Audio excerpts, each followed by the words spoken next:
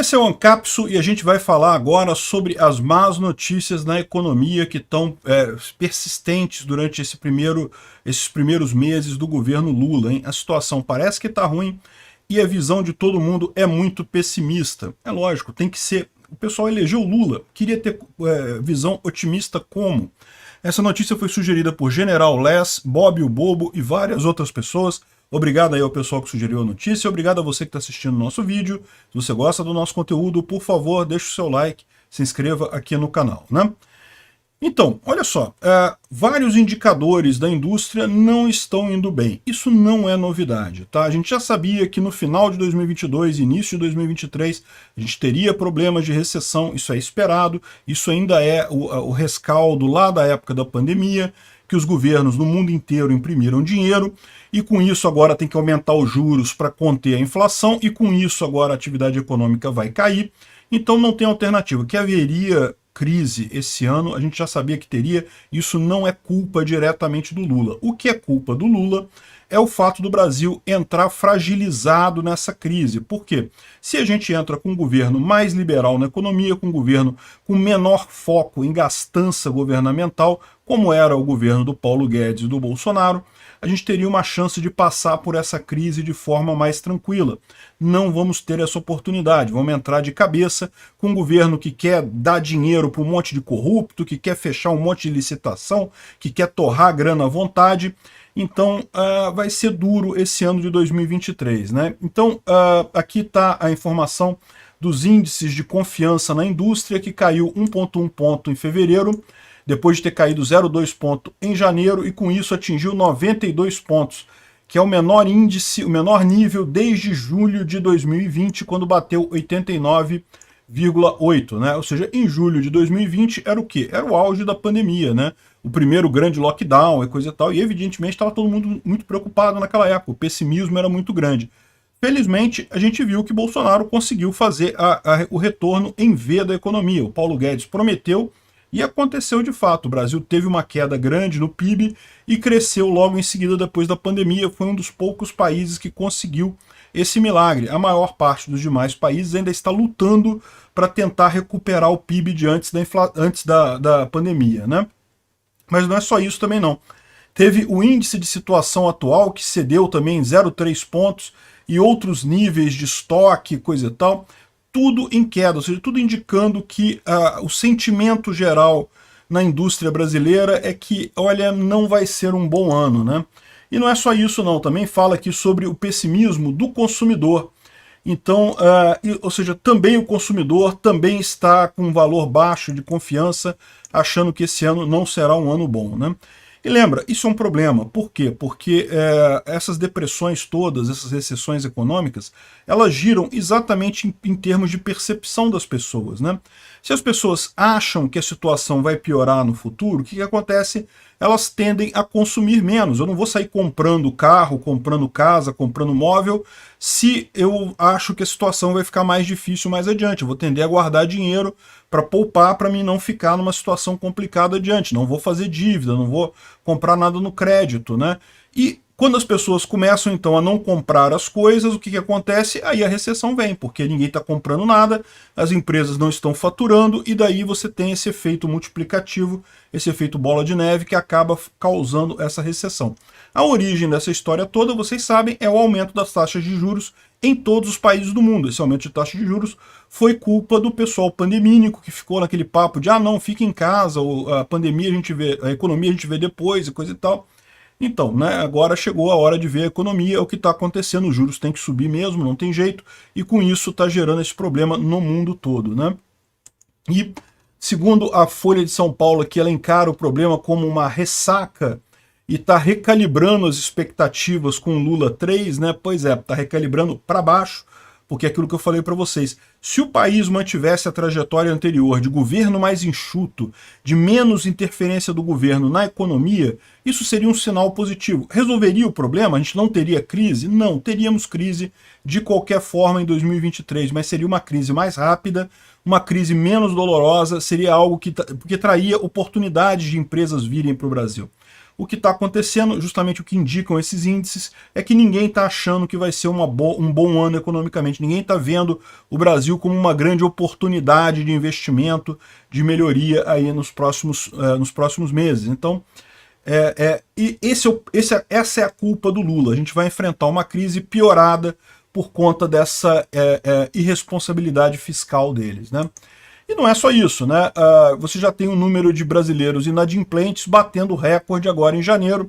A dívida dos brasileiros está cada vez maior, muita gente sendo demitida. A gente já deu várias notícias aqui de fábricas fechando, empresas fechando e coisa e tal. Isso é uma tendência que, de novo, isso já era algo esperado, mas vai ser piorado pela gestão do Lula, né? E junto com isso você começa a ter já a inflação subindo. Frutas e hortaliças aumentaram 60%, né?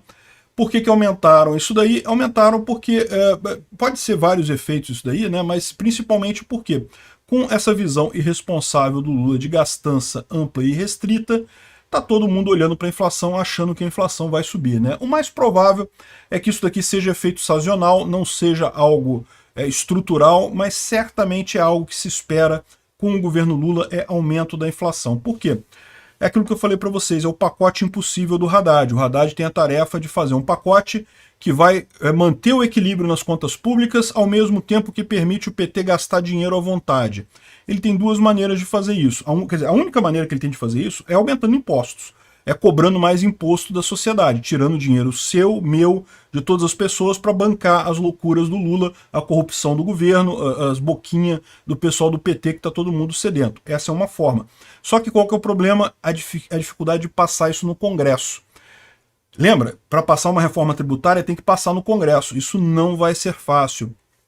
Então, essa história de aumentar imposto é complicado. A outra alternativa seria alguma mágica, alguma contabilidade mágica para fazer alguma coisa ali. Eles não vão conseguir também.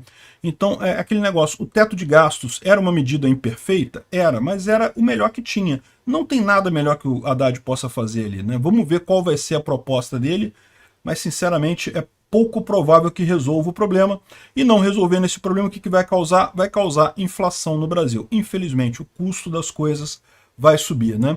E como eu falei, a alternativa que eles tinham é aumentar imposto, né? Só que o Centrão já está ensaiando a primeira derrota do Lula no Congresso e vai ser exatamente na questão de imposto, vai ser na questão do voto de qualidade do CARF. O que é isso? O CARF é o Conselho Administrativo de Recursos Fiscais, é uma entidade que tem no governo brasileiro, que foi uma coisa muito positiva no final das contas. Por quê? Porque o Brasil cobra imposto demais, cobra errado, cobra multas absurdas que não existem de fato. E daí o que acontecia? As empresas tinham que entrar na justiça contra o governo para rever os impostos. E isso acabava ficando muito caro, porque a justiça brasileira é muito cara, né? Então o que o governo fez? Ele criou o CARF, que é tipo um tribunal administrativo para resolver problema fiscal antes de entrar na justiça de verdade. Então as empresas, quando tem algum problema, quando tem multa injusta, fiscal de tributário multa pra caramba, mesmo quando tem razão, quando não tem razão, a empresa entra no CARF, apresenta as provas lá, e o CARF é um tribunal formado metade pelo governo, metade pelas empresas. Então muitas vezes consegue uma votação que resolve o problema, e as empresas acabam não sofrendo a multa, não tendo que pagar aquele imposto. Qual que é o problema nessa história? Eu falei, metade de um lado, metade do outro. O que acontece quando empata? Né? É o problema. Aí é que tá. Havia o voto de qualidade do CARF, antes era um voto de qualidade do governo, pró-governo. O Bolsonaro mudou isso. Se der empate, ganha o consumidor, ganha o pagador de impostos, o contribuinte. Então, isso favoreceu muitas empresas, né? Porque, como eu falei, o CARF é metade governo, metade empresa. Então, a situação de dar empate não é incomum. O que o Lula fez? Ele fez uma medida provisória voltando ao esquema anterior, que o voto de qualidade era do CARF, ou seja, era do governo. Então voltou a ser mais duro com as empresas. Se der empate, a empresa tem que pagar a multa, né? E o Congresso, que foi o Congresso que aprovou essa mudança que o Bolsonaro fez do voto de qualidade do CARF, já falou que não, que vai voltar ao que o Bolsonaro queria. Não vão aceitar essa coisa do Lula. A alegação do Ministério da Fazenda é que tem pagamento de até 1 trilhão de impostos e coisa e tal, mas é o que eu falo para vocês. A grande maioria disso daqui é filha da putagem de fiscal tributário. Não é imposto devido pelas empresas, não. O pessoal adora dizer, não, que as empresas estão devendo imposto, não sei o que lá. Não, você não sabe como é que funciona esse negócio. A maior parte das vezes é filha da putagem do governo. Não tem nada de dever imposto mesmo, não. E o pessoal tá certo, tem que recorrer, não tem que pagar esse tipo de coisa. E diz aqui que desse montante, uma grande maioria está concentrado em alguns poucos processos. O que não muda nada. O fato das pessoas estarem nesses poucos processos não quer dizer que elas estejam erradas, elas podem estar certas, né? Ou seja, mas repara qual que é o problema do governo aqui. O problema do governo é isso, é porque isso daqui é menos imposto que ela está arrecadando em última análise, né? Essa mudança que o Congresso vai fazer vai ser nesse sentido. E daí você já tem o tom de como é que vai ser esse Congresso quando chegar a reforma tributária. Será que o Lula vai conseguir equilibrar a carga fiscal com uma reforma tributária que aumente imposto? Eu acho que não vai conseguir nesse Congresso não, hein? Vamos ver. Obrigado por assistir o vídeo até o final. Além de curtir, compartilhar e se inscrever no canal, considere se tornar patrocinador com valores a partir de R$ 1,99. Clique no botão Seja Membro abaixo para saber as condições e vantagens de patrocinar o canal. Mais informações sobre o nosso projeto, visite nossos sites indicados na tela.